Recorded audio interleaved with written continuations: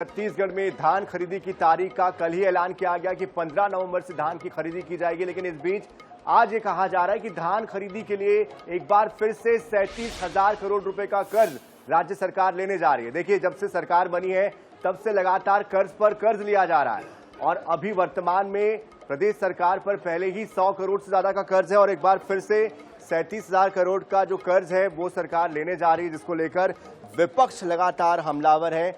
160 lakh metric ton धान खरीदने का लक्ष्य रखा गया है और सरकार 25,000 करोड़ के लोन के प्रस्ताव को राज्य स्तर की समिति ने इसको मंजूरी दे दी है।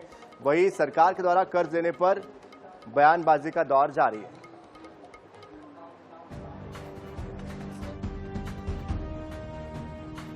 छत्तीसगढ़ में साल दिवाली और राज्योत्सव को ध्यान में रखते हुए धान खरीदी की तारीख 15 नवंबर तय की गई है।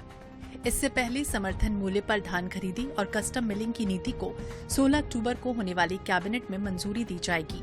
इस बार किसानों से 160 लाख मीट्रिक टन धान खरीदी का अनुमान है। खरीदी के लिए राज्य सरकार 37,000 करोड़ कर्ज लेने वाली है, जिसमें 25,000 करोड़ लोन के प्रस्ताव को राज्य स्तर की समिति ने मंजूरी दे दी है। कर्ज के लिए मार्कफेड ने राष्ट्रीयकृत बैंक, निजी बैंक, एनसीबीसी और नाबार्ड से प्रस्ताव मंगाए हैं और अब इस पर सियासत हो रही है। देखिए, हमने कहा कि बहुत जल्दी धान खरीदी की विस्तृत रूपरेखा सरकार प्रस्तुत करेगी और सरकार किसानों के लिए हित के लिए लगातार काम कर रही है। भारतीय जनता पार्टी ने ही किसानों के तरक्की और बेहतरी के लिए काम किया है। किसानों के हक में निर्णय करेंगे और किसानों के हित को ध्यान में रखते हुए हमारी धान खरीदी की नीति बनेगी।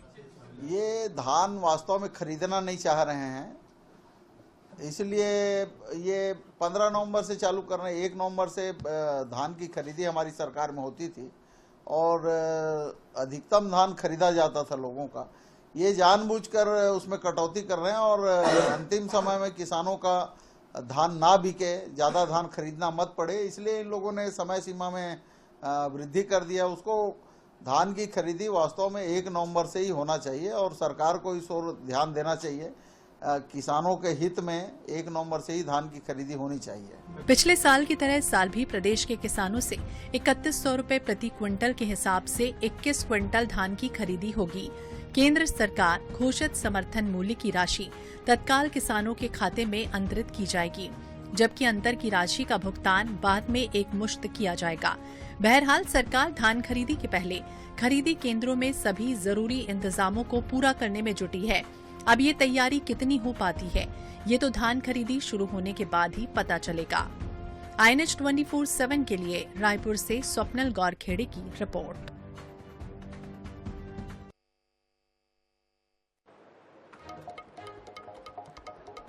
और इस खबर पर हमारे साथ अधिक बात करने के लिए जुड़ चुके हैं संदीप शर्मा जी, बीजेपी के प्रवक्ता, और साथ ही सुरेंद्र शर्मा जी, कांग्रेस के प्रवक्ता। संदीप जी, शुरुआत आपसे ही करना चाहता हूं। लगातार कर्ज पर कर्ज, 9 महीने में सरकार इतना कर्ज ले चुकी है, कैसे इसका बैलेंस होगा, कैसे इसकी वसूली होगी और इसका सीधा असर क्या आम आदमी पर नहीं पड़ेगा, क्योंकि अंततः तो आम आदमी को ही टैक्स देना है। जो कर्ज लिया जाता है चावल बना करके जैसे ही केंद्र सरकार के पूल में दिया जाता है, केंद्र सरकार उस पैसे को तुरंत वापस दे देती है उन बैंकों को जहां पर से हम लोन लेते हैं। तो ये बहुत टेम्पररी कर्ज होता है और इसको कर्ज नहीं गिना जाता। अगर कांग्रेस पार्टी इसको मानती है कि कोई कर्ज है तो कांग्रेस पार्टी को बताना चाहिए कि वो अपने समय में क्या इटली से पैसा लाते थे क्या इसके लिए। तो इस तरह से किसानों को भड़काने का काम ना करें। इसके नाम से कोई कर्ज नहीं है। ये कि हमें गारंटी होता है कि हम इतना धान खरीद करके केंद्रीय पूल में देंगे और जैसे ही उतना धान हम उसका चावल बना करके केंद्रीय पूल में और जमा करते हैं, वो पैसे की वापसी हो जाती है। इसमें कहीं कोई कर्ज वाली बात नहीं होती। कांग्रेस का ये दिवालियापन है अगर इसको मुद्दा बना करके वो किसानों को भड़काने की कोशिश कर रहे होंगे तो।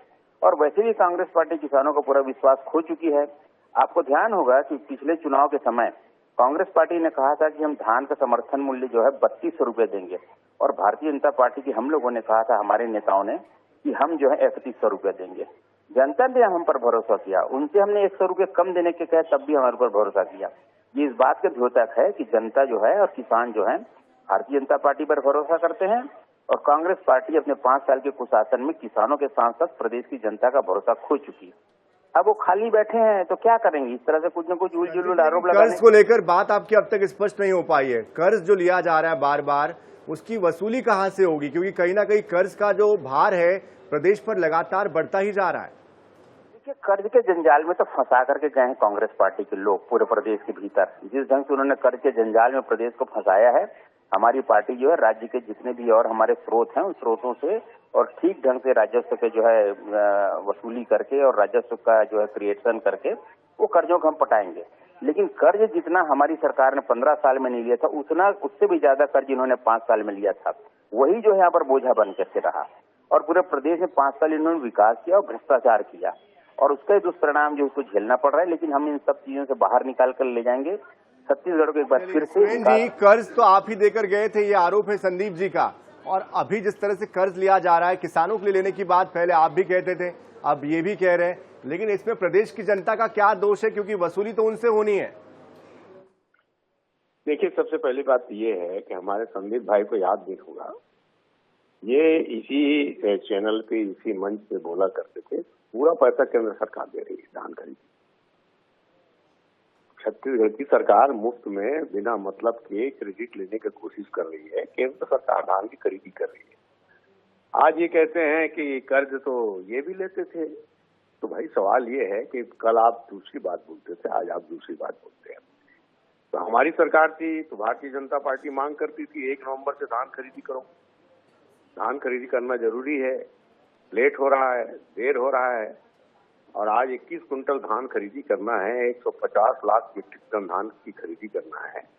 और जब हम मांग कर रहे हैं कि 1 नवंबर को धान खरीदी शुरू होना चाहिए तो उसमें नानुकुर अलग कर रहे हैं। और भारतीय जनता पार्टी के पास पिछले 10 महीने में सिवाय कांग्रेस के आलोचना करने के और क्या है?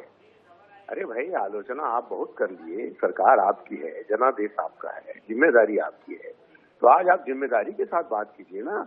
इस समस्या से कैसे निकालेंगे छत्तीसगढ़ की समस्या? चलिए, जिम्मेदारी विपक्ष की भी है, विपक्ष आगे क्या करेगा ये भी देखना पड़ेगा, लेकिन समय हमें रोक रहा है। बहुत शुक्रिया सुरेंद्र जी आपका, संदीप जी आपका हमारे साथ जुड़ने के लिए, अपनी बात रखने के लिए।